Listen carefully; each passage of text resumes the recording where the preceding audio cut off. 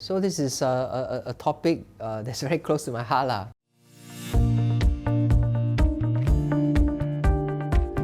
What we need to always remind the customer is that it must be regularly maintained. Maybe if you go back 30 years, okay, where maintenance regime is very time-based. It says once every year you need to shut down, regardless of the condition of the asset. I think fast forward today, this model is outdated. Okay? It should be a healthy mix of your traditional shutdown, but stretch it out maybe once every 3 years because you supplement it with condition monitoring.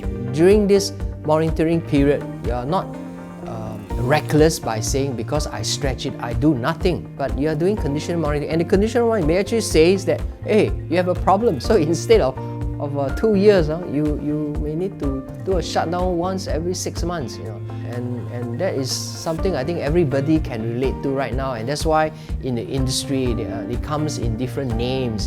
Condition-based monitoring, predictive maintenance. I think we should embrace moving away from the traditional time-based maintenance and move more towards condition monitoring.